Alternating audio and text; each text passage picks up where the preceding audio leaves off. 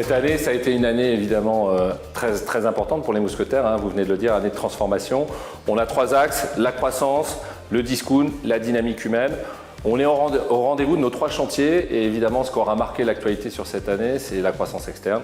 Avec la reprise des casinos, ça s'est bien passé, les bascules opérationnelles ont fonctionné et je vais saluer vraiment le travail incroyable de toutes les équipes et saluer aussi l'engagement des adhérents qui sont sur le terrain auprès des ex-équipes casinos et qui font un travail merveilleux, donc bravo à toute l'équipe. Alors, on l'a présenté, on ne va pas, je dirais, changer une politique commerciale qui est en train de gagner. On a eu 800 000 nouveaux clients cette année en 2024, donc en 2025, on prévoit de la croissance.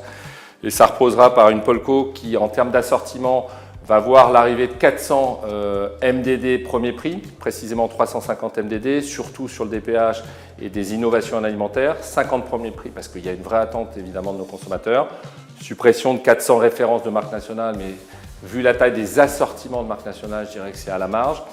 Une politique commerciale ensuite offensive sur le prix, avec notamment la volonté de prendre le leadership sur la MDD, qui est le marché qui se développe. Et puis en termes de public promo, autant d'opérations, autant de lignes, et donc on espère avoir les meilleures propositions de nos industriels. La position que je vais défendre, c'est aussi celle de la FCD, que nous avons rejoint avec Leclerc. Oui, on est favorable, il n'y a plus de temps à perdre.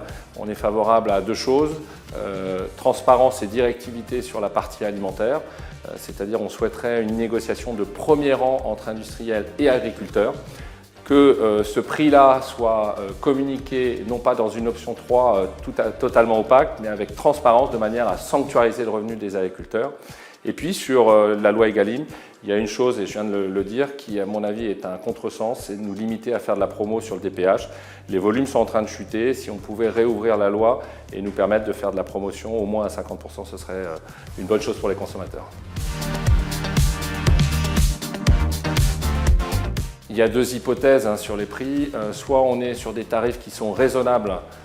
Je dis raisonnable, c'est-à-dire on sait qu'il y a des baisses d'énergie, de matières premières, et donc on est en déflation ou légère inflation, et à ce moment-là, les volumes vont être soutenus et on aura un marché 2025 en croissance. Soit on continue à avoir des hausses qui sont significatives, 3, 4, 5 points, et là c'est écrit, les volumes vont chuter et on sera un marché en valeur qui sera à -1 ou 0,5.